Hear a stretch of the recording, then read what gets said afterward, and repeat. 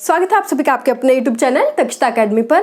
तो Indian history series में गांधीवाद के जो हम पहले 2 भाग पहले ही कवर कर चुके हैं, जिसमें कि हमने रॉलेट सत्याग्रह, खिलाफत आंदोलन, असहयोग आंदोलन और इसके अलावा जो सविनय अवज्ञा आंदोलन के जो कारण जो पृष्ठभूमि बनाते हैं, उन कारणों के बारे में हमने जो गांधीवाद भाग 1 और 2 में पढ़ लिया है। और जो सविनय अवज्ञा आंदोलन की जो पृष्ठभूमि है जो तय हुई है इस आंदोलन की, उसके बारे में हमने भाग 2 में पढ़ा है। तो आज हम सविनय अवज्ञा आंदोलन के बारे में भी पढ़ेंगे। और अगर मेरा कहना यही है कि सविनय अवज्ञा आंदोलन यानी कि इस वीडियो को देखने से पहले अगर आप गांधीवाद का जो भाग 2 है उसे जरूर देख लें, क्योंकि जब आपको यह पता होगा कि कौन से कारण है, ऐसे कौन से कारण पैदा हुए जिसके कारण गांधी जी को सविनय अवज्ञा आंदोलन शुरू करना पड़ा, तो आपको अगर यह पता होगा तो आपको और अच्छे से सविनय अवज्ञा आंदोलन समझ में आ जाएगा। तो स्टार्ट करते हैं। तो इसकी पृष्ठभूमि में मैं जो मुख्य जो 4 बिंदु हैं हमने जो देखे थे वे कौन कौन से थे। 1923 में क्या हुआ था, स्वराज पार्टी का गठन हुआ था। उसके बाद 1927 में आपका साइमन कमीशन आया। 1928 में आपका नेहरू रिपोर्ट और 1929 में हमने देखा था कि लाहौर अधिवेशन हुआ।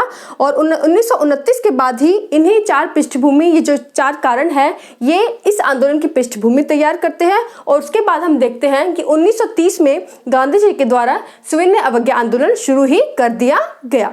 लेकिन हम सभी को पता है कि गांधी जी क्या है, अहिंसावादी थे, वे शांति के पुजारी थे। इसलिए उन्होंने सोचा कि सविनय अवज्ञा आंदोलन से शुरू करने के पहले ही एक बार और जो हमारी ब्रिटिश सरकार है उन्हें मौका दिया जाए कि वे हमारे कुछ मांगों को मान ले। और अगर उन्होंने हमारे कुछ मांगों को मान लिया तो हम ये आंदोलन शुरू ही नहीं करेंगे। यानी कि कोई अगर क्या पता कोई विश्वास तो होता नहीं है, क्योंकि वे खुद तो अहिंसा के पुजारी हैं, लेकिन क्या पता आंदोलन के दौरान कोई हिंसा हो जाए। तो किसी भी प्रकार की हिंसा से वे बचने के लिए उन्होंने सोचा कि एक बार ब्रिटिश सरकार से बात कर ली जाए। इसलिए उन्होंने क्या किया कि उन्होंने अपने जो एक लेख यानी कि यंग इंडिया लेख में 11 सूत्रीय मांगे पेश की। और उन्होंने कहा कि अगर ब्रिटिश सरकार इन 11 सूत्रीय मांगों को मान लेती है तो हम सविनय अवज्ञा आंदोलन शुरू नहीं करेंगे। और जो ये आप नाम लिख लें, जिस लेख में गांधी जी ने 11 सूत्रीय मांगे ब्रिटिश सरकार के सामने पेश की, उस जो लेख का नाम था वह था आपका यंग इंडिया लेख। इस पत्र में उन्होंने अपनी जो 11 सूत्रीय मांगे पेश की थी। और ये 11 सूत्रीय मांगे गांधी जी द्वारा जनवरी 1930 को पेश की गई। तो ये थी उन 11 सूत्रीय मांगों में से जो मुख्य बिंदु हैं उसके बारे में केवल हम डिस्कस करेंगे, क्योंकि यह मतलब इम्पॉसिबल हो जाता है कि आप एक पॉइंट को याद रखें। तो सिर्फ जो एग्जामिनेशन पॉइंट ऑफ व्यू से पूछा जाता है, कौन कौन सी चीज़ें मल्टीपल चॉइस में ज़्यादातर पूछी जाती हैं, सिर्फ उन्हीं के बेसिस पे हम वे पॉइंट डिस्कस करेंगे जो कि इम्पोर्टेंट है।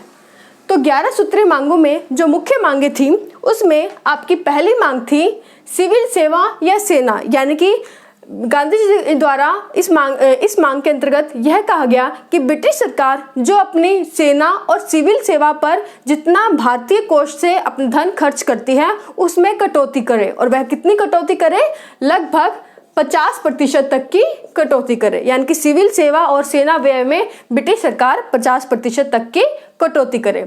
इसके बाद जो दूसरा मुख्य बिंदु है 11 सूत्रीय मांग के अंतर्गत वह था लगान। यानी कि जो ब्रिटिश सरकार हमारे किसान से लगान वसूलती है उसमें भी कमी कर दी जाए। और उसमें भी कितनी कमी की जाए, इसमें भी आपके 50% तक कमी की जाए। तो इन दोनों के अंतर्गत हमने देखा कि 50% तक की कटौती करने के लिए कहा गया, सिविल सेवा व्यय और सेना व्यय में, और साथ ही लगान वसूली में भी 50% तक कटौती की जाए। अगली मांग थी कि जो नशीली वस्तुओं का पूर्णतः बहिष्कार किया जाए। यानी कि नशीली वस्तु का जो आप बेचते हैं इनको पूर्णतः इन पर प्रतिबंध लगा दिया जाए।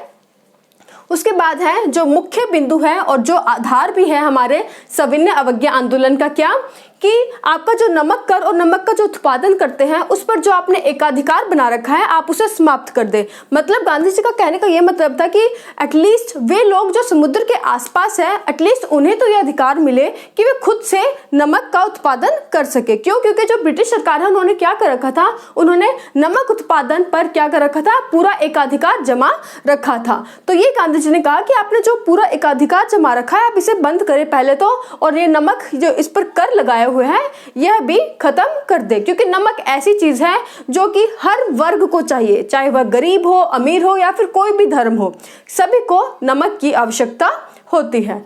नेक्स्ट है कपड़ा उद्योग को संरक्षण दिया जाए। जैसे कि हमें पता है कि विदेशी कपड़ा मतलब जो ब्रिटिश सरकार थी वे ब्रिटिश जो उनका विदेशी कपड़ा था उन्हें बढ़ावा देती थी, और गांधी जी का क्या कहना था कि वह कपड़ा जो हमारा स्वदेश में निर्मित है, यानी कि जो हम चरखे की जो कताई बुनाई करके जो हम कपड़े का निर्माण करते हैं स्वदेशी कपड़ा, आप उसको संरक्षण प्रदान करें। उसके बाद है राजनीतिक कैदी, यानी कि जितने भी राजनीतिक कैदी हैं आप उन्हीं सभी को क्या कर दें, रिहा कर दें। उसके बाद जो गुप्तचर विभाग जो आपके द्वारा शुरू किया गया है, आपके द्वारा जो चलाया जा रहा है, आप उसे भी समाप्त कर दें।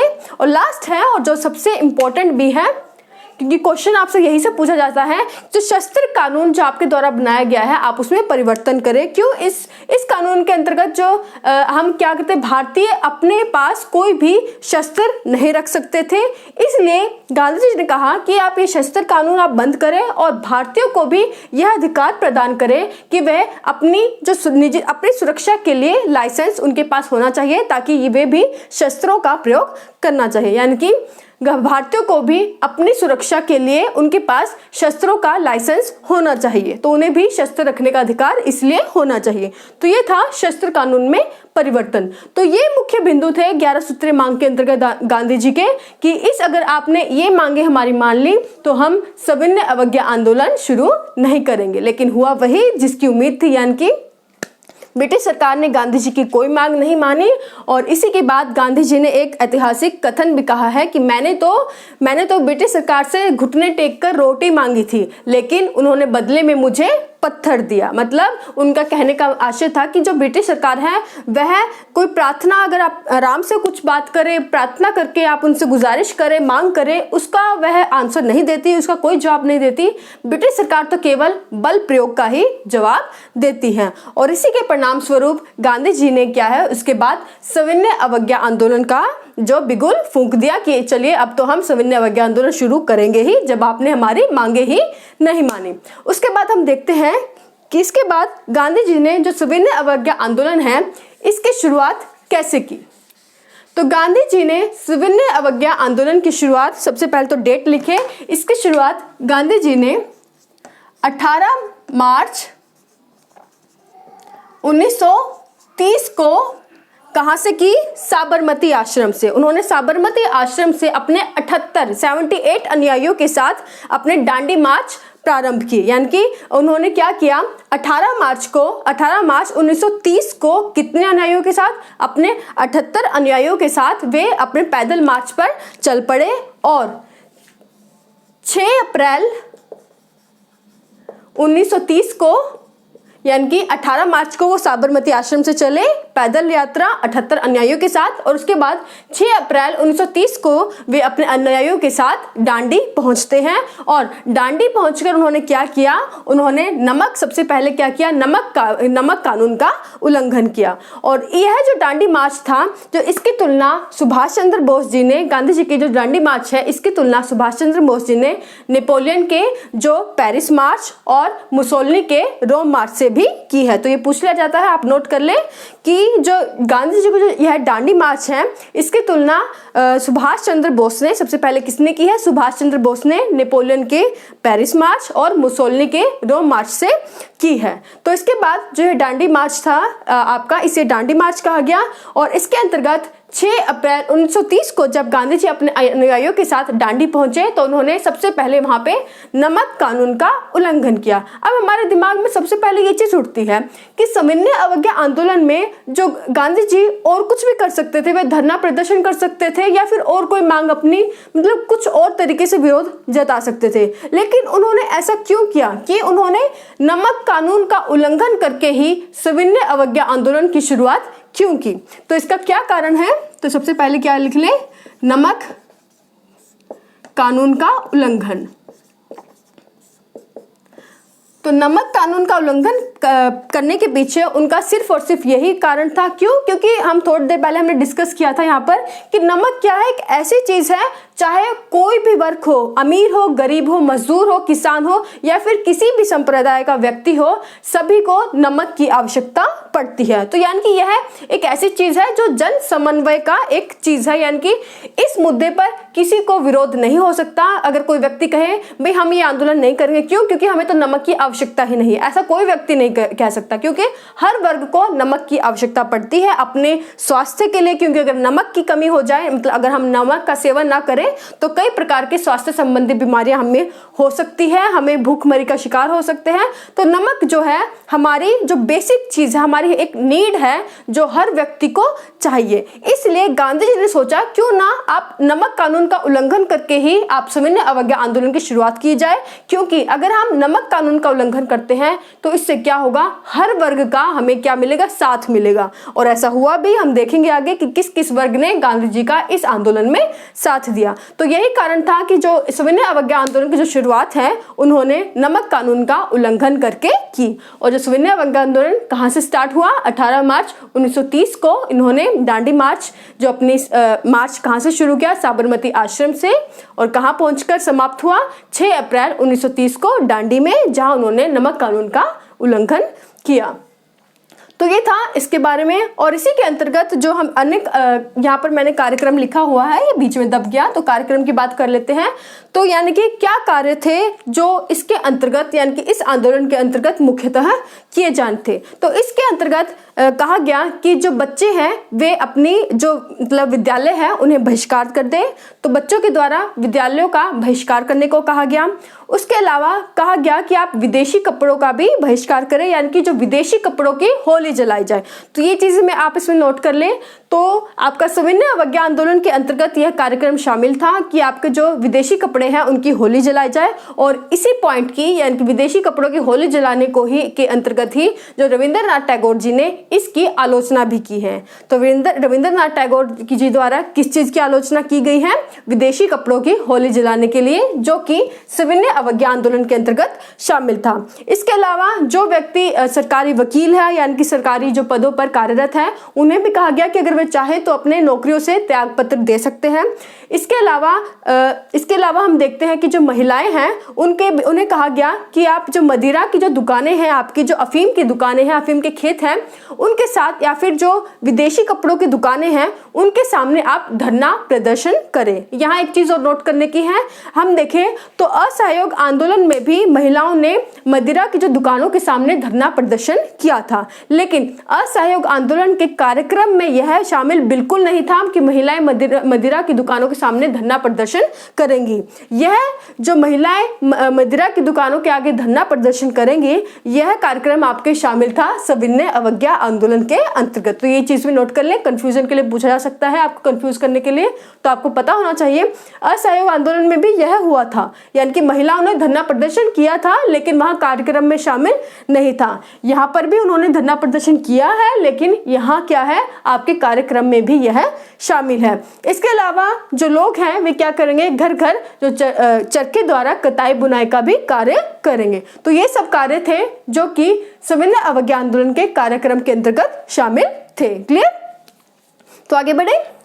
तो आगे हम देखते हैं कि किस प्रकार सविनय अवज्ञा आंदोलन का जो देश भर में प्रसार हुआ।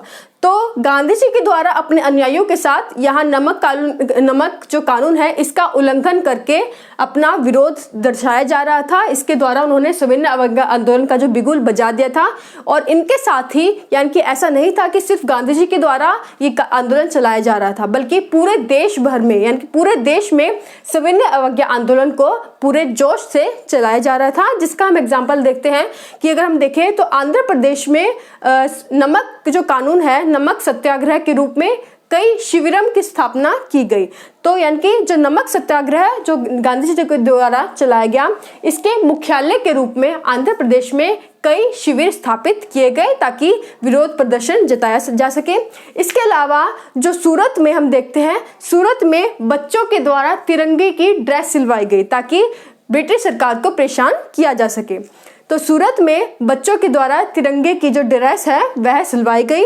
इसके अलावा बच्चों की वानर सेना और मजरी सेना, यानी कि जो बच्चों की वानर सेना थी और जो मजरी सेना है वह लड़कियों की थी। तो बच्चों की वानर सेना और लड़कियों की जो मजरी सेना है, इन्होंने भी आपस में क्या एक संगठन यानी कि एक ग्रुप बना लिया, जिसके माध्यम से वे देशभक्ति का जो अपना प्रचार था वे प्रसार करते थे। इसके अलावा जादुई लालटेन क्या है?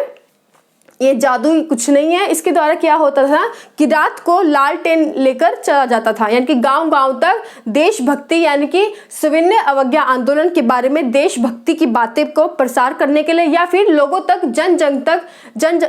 हर लोगों तक कोशिश की जाती थी कि उन्हें आप सविनय अवज्ञा आंदोलन से जोड़े। इसलिए रात को गांव-गांव जाकर लालटेन के माध्यम से लालटेन लेकर आप रात को चलते थे और उसी लालटेन को कहते थे जादुई लालटेन। तो गांव-गांव जाकर लोगों तक इस आंदोलन के बारे में संदेश पहुंचाया जाता था और उन्हें कहा जाता था कि ज्यादा से ज्यादा लोगों आप क्या करें, गांधी जी के इस आंदोलन से जुड़े। तो जादुई लालटेन कुछ नहीं, जादू वाली कोई चीज नहीं है। गांव में रात के समय लाल रंग की लालटेन लेकर लोगों तक जो इस आंदोलन के बारे में प्रसार किया जाता था। इसके अलावा ये इंपॉर्टेंट है क्योंकि मल्टीपल चॉइस क्वेश्चन में हम बहुत चीज देखी है कि कनिंघम सर्कुलर के बारे में पूछ लिया जाता है। और यह कनिंघम सर्कुलर कहाँ का है? यह है आपका असम का है। इस जो यह कनिंघम सर्कुलर जो असम में पारित किया गया, इसके विरोध में भी बच्चों ने विरोध प्रदर्शन किए। क्यों? क्योंकि इस सर्कुलर में क्या था, असल में इसमें कहा गया था ब्रिटिश सरकार के द्वारा कि जो बच्चे हैं और उनके अभिभावक हैं उनको क्या करना होगा कि वे अच्छा व्यवहार करेंगे, इसके लिए उन्हें एक प्रमाण पत्र देना होगा। तो बच्चों और अभिभावकों को कि वे अच्छा व्यवहार करेंगे, अपना जो चरित्र प्रमाण पत्र है वह देना होता था इस सर्कुलर के अंतर्गत, जिसका छात्रों ने विरोध प्रदर्शन किया। तो यह सर्कुलर था आपका असम का कनिंघम सर्कुलर। इसके बाद नागालैंड की एक जनजाति थी, नागालैंड की एक जनजाति है जिसकी एक महिला थी रानी गैंडिन्ल्यू। तो रानी गैंडिन्ल्यू ने मात्र 13 वर्ष की उम्र में झंडा उठा लिया था। तो यह मैं पूरा नाम लिख देती हूँ। तो जो रानी गैंडिन्ल्यू है यह आपके नागालैंड की एक जनजाति की महिला है। इन्होंने मात्र 13 वर्ष की उम्र में क्या किया था, ब्रिटिश सरकार के विरोध में झंडा उठा लिया था और जिसके कारण ही उन्हें आगे चलकर 1932 में आजीवन कारावास भी दे दिया गया था। इसके अलावा जो सबसे इम्पोर्टेंट है, खान अब्दुल गफ्फार खां के बारे में अक्सर पूछ लिया जाता है कि जो खान अब्दुल गफ्फार खां है, इन्होंने पेशावर में यानी कि जो हमारा उत्तर पश्चिमी सीमा प्रांत है वहां पेशावर में इस आंदोलन के अंतर्गत अपना अहिंसक आंदोलन चलाया हुआ था और इन्होंने एक आंदोलन इसके अंतर्गत लाल कुर्ती आंदोलन चलाया था। तो लाल कुर्ती आंदोलन किसके द्वारा शुरू किया गया? खान अब्दुल गफ्फार खां को। और इन्हें सीमांत गांधी भी कहते हैं। सीमांत क्यों? क्योंकि ये उत्तर पश्चिमी सीमा प्रांत में रहते थे, यानी कि पेशावर में इन्होंने अपना आंदोलन चलाया था। और सीमांत गांधी क्यों? क्योंकि गांधी जी की तरह इन्होंने भी अहिंसक रूप से आंदोलन चलाया था। तो खान अब्दुल गफ्फार खां ने अहिंसक रूप से लाल कुर्ती आंदोलन चलाया हुआ था। और जो खान अब्दुल गफ्फार खां हैं ये अपने अनुयायियों को किस नाम से पुकारते थे? खुदाई खिदमतगार। तो खुदाई खिदमतगार कौन होते थे? जो खुदाई खिदमतगार हैं ये लाल कुर्ती आंदोलन के अंतर्गत जो खान अब्दुल गफ्फार खां के नेतृत्व में ये इनके स्वयं सेवी जो कार्यकर्ता थे। क्लियर?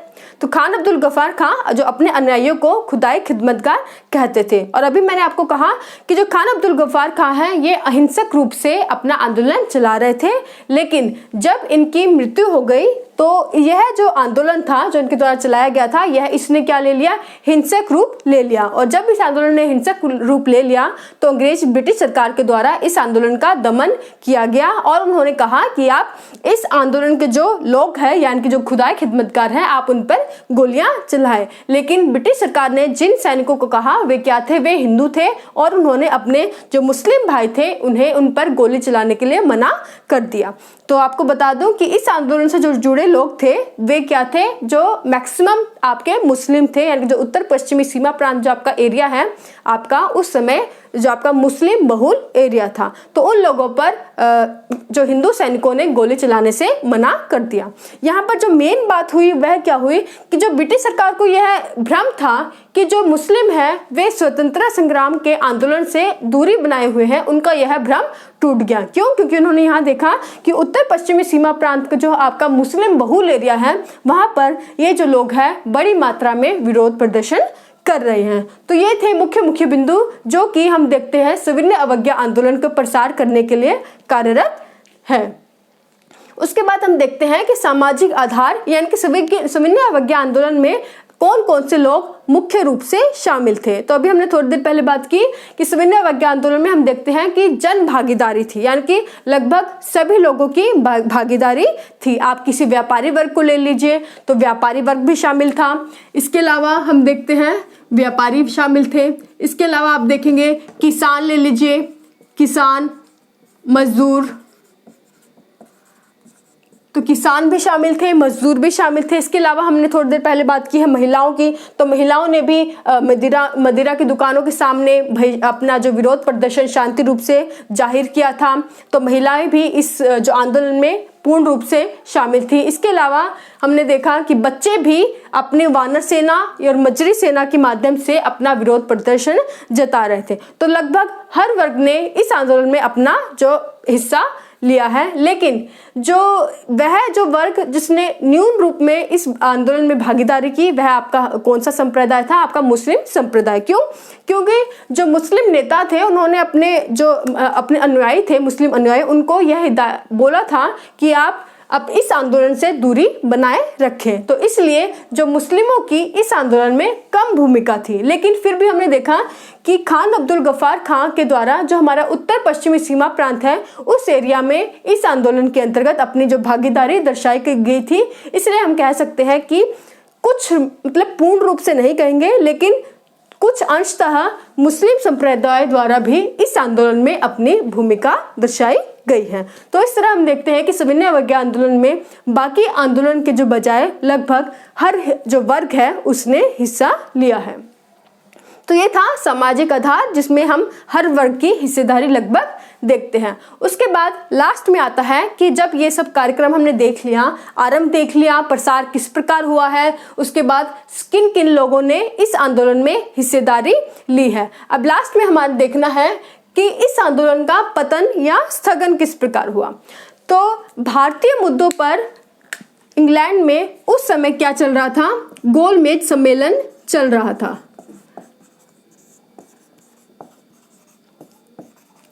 और जो हमें पता है 3 गोलमेज सम्मेलन टोटल हुए हैं, और जो पहला गोलमेज सम्मेलन है उस समय इंग्लैंड में हो रहा था जिसमें भारतीय मुद्दों पर चर्चा हो रही थी, लेकिन उसका कोई रिजल्ट नहीं निकल पाया। क्यों? क्योंकि अगर आप भारतीय मुद्दे पर चर्चा कर रहे हैं तो आपके साथ कम से कम वे लोग होने चाहिए जो कि भारत का मुख्य रूप से क्या करे, उनको लीड करे, यानी उनका मार्गदर्शन करे। और भारत के में उस समय जो मुख्य राजनीतिक पार्टी थी वह आपकी कांग्रेस थी, और कांग्रेस के जो मुख्य नेता थे वे लगभग उस समय क्या थे, आपके जेलों में बंद थे। तो इसलिए कांग्रेस की जो भागीदारी आपके प्रथम गोलमेज सम्मेलन में बिल्कुल नहीं हो पाई। इसलिए जो आपका प्रथम गोलमेज सम्मेलन था वह विफल रहा, क्योंकि यहाँ पर आपको कांग्रेस की भागीदारी नहीं देखने को मिलती।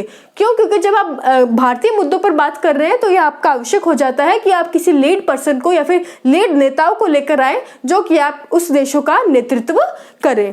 तो इसलिए ब्रिटिश सरकार ने क्या किया कि चूंकि जो आपके कांग्रेस के जो मुख्य नेता है आपके उस समय जेल में बंद थे, तो इसलिए ब्रिटिश सरकार को मजबूरन बिना शर्त के आपके जनवरी 1931 को, तो ब्रिटिश सरकार को मजबूरन जनवरी 1931 को गांधी जी और कांग्रेस के जो मुख्य नेता थे उन्हें बिना शर्त के रिहा करना पड़ा। उन्होंने कोई शर्त भी नहीं लगाई, क्योंकि हमेशा तो वे शर्त लगाते थे, कोई भी मांग मंगवानी, वैसे तो मांग को वो मानते ही नहीं थे, लेकिन अगर कोई मान भी ली तो हमेशा कोई ना कोई शर्त रख लेते थे। लेकिन चूंकि अब उन्होंने चाहिए कि अगर हमें भारतीय मुद्दे पर बात करनी है तो आप कांग्रेस का जो हिस्सा लेना गोलमेज सम्मेलन में अब जरूरी हो गया था। इसलिए उन्होंने क्या किया कि जो गांधी जी और जो मुख्य नेता, जो कांग्रेस के प्रमुख नेता थे, उन्हें बिना शर्त के जनवरी 1931 को क्या कर दिया, रिहा कर दिया। इसके बाद जब उन्हें रिहा कर दिया, उसके बाद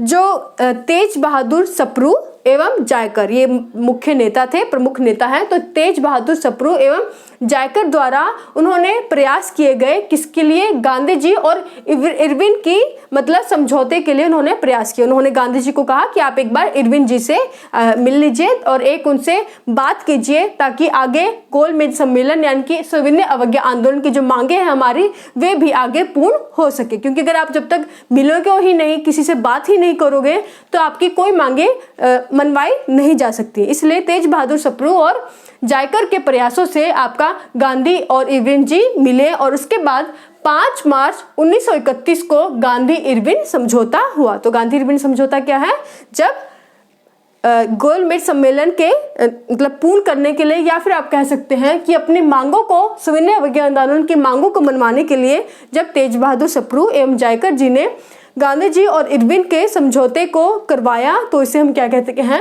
गांधी इरविन समझौता, जो कि 5 मार्च 1931 को हुआ। और इसी समझौते से रिलेटेड एक और इम्पोर्टेंट बात है कि इस समझौते को जो सरोजिनी नायडू जी हैं, सरोजिनी नायडू ने क्या कहा, इस सम्मेलन को 2 महात्माओं का मिलन कहा। तो ये जो कथन है, पूछा जाता है कि दो महात्माओं का जो मिलन है किस समझौते को कहा गया, तो यह कहा गया गांधी इरविन समझौता, यानी कि गांधी जी और इरविन जी के मिलने को सरोजिनी नायडू द्वारा 2 महात्माओं का मिलन कहा गया। तो यह कथन था सरोजिनी नायडू द्वारा कहा गया। क्लियर।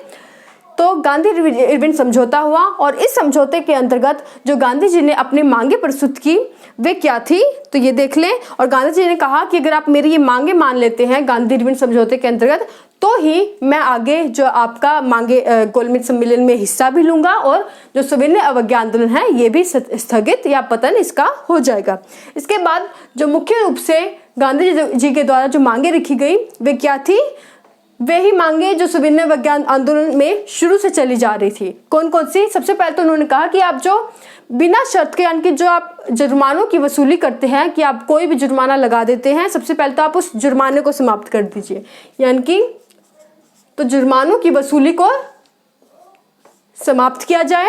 उसके अलावा हमने देखा था कि जो नशीली वस्तु, हमने देखा था 11 सूत्रीय मांगों के अंतर्गत भी गांधी जी ने कहा था कि नशीली वस्तु का पूर्णतः बहिष्कार किया जाए। इसलिए गांधी जी ने कहा कि आप जो नशीली वस्तु है, यानी कि जो आपकी अफीम की दुकानें, अफीम के खेत हैं, उसके बाद मदिरा की दुकानें हैं और जो आपके विदेशी कपड़ों की बिक्री होती है, उनके सामने आप महिलाओं को या फिर किसी भी लोगों को, चाहे महिला हो या पुरुष हो, आप उन्हें क्या करने दीजिए, शांतिपूर्वक प्रदर्शन करने चाहिए। इसके अलावा तो ये 2 मांगे हो गई। इसके अलावा जो तीसरी मांग थी कि जो नमक कर और नमक उत्पादन से संबंधित, कि आप कम से कम वे लोग जो समुद्र के आसपास रहते हैं, तो कम से कम आप उन्हें यह अधिकार दे दीजिए कि वे बिना कर के वह नमक का निर्माण कर सके। तो यह उनकी तीसरी मांग थी।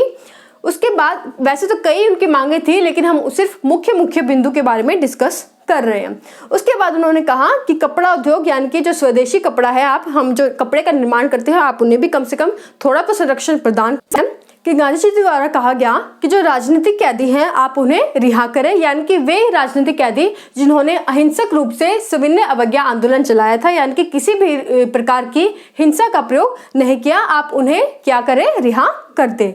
इसके अलावा गांधी जी के द्वारा जो मांगे बनवाई गई उसके अंतर्गत था, हमने देखा था कि कार्यक्रम में यह शामिल था कि वे सरकारी वकील और साथ ही वे जो सरकारी पदों पर कार्यरत हैं वे अपनी नौकरियों से त्याग पत्र दे सकते हैं। तो गांधी जी ने कहा कि आप उनका जो त्याग पत्र है उन पर सहानुभूति रूप से विचार विमर्श करें। तो ये लगभग जो सभी मांगे जो गांधी जी के द्वारा गांधी इरविन समझौते के अंतर्गत शामिल की गई थी, इन सभी मांगों को लगभग ब्रिटिश सरकार द्वारा मांग लिया गया। तो इन मांगों को जब ब्रिटिश सरकार द्वारा मान लिया गया, इसके बाद हम देखते हैं वह मांग जो ब्रिटिश सरकार द्वारा नहीं माना गई। तो वह कौन सी मांग थी कि गांधी जी ने कहा गया कि जो पुलिस कार्यवाही इस दौरान हुई थी, तो पुलिस कार्यवाही की जांच की जाए। तो यानी कि जो हम देखते हैं कि इस आंदोलन के दौरान ऐसे कई जो हिंसक झड़पें हुई हैं पुलिस और लोगों के बीच, तो जिस प्रकार के जो हिंसा क्रूर रूप पुलिस कार्रवाई में देखा हमने, आप उसका जांच करें। तो जो पुलिस कार्रवाई की जो जांच गांधी जी के द्वारा इसकी मांग की गई, इसको ब्रिटिश सरकार ने नहीं माना। तो बाकी तो सभी मांगे मान ली, लेकिन जो वह मांग जो नहीं मानी वह क्या थी? पुलिस कार्यवाही की जांच। तो पुलिस कार्यवाही की जो जांच यह मांग थी, यह ब्रिटिश सरकार द्वारा नहीं मानी गई। तो ठीक है, कोई नहीं, लेकिन बाकी सभी मांगे ब्रिटिश सरकार द्वारा मान ली गई। तो इसलिए गांधी जी ने क्या किया, इसके बाद अपना जो गांधी इरविन समझौता के अंतर्गत अपने जब ये मांगे मान ली गई, उसके बाद जो आपका सविनय अवज्ञा आंदोलन है इसका स्थगन कर दिया, यानी कि इसका पतन हो गया। और उसके बाद गांधी जी ने दूसरे गोलमेज सम्मेलन में भी हिस्सा लिया, जिसके बारे में हम आगे की वीडियोस में देखेंगे। तो आज के लिए बस इतना ही। तो आशा करती हूँ आपको यह आंदोलन अच्छे से समझ आ गया होगा। आगे के यानी कि जल्दी ही मैं इसका अगला पार्ट भी डाल दूंगी। आज के लिए बस इतना ही। Thank you so much.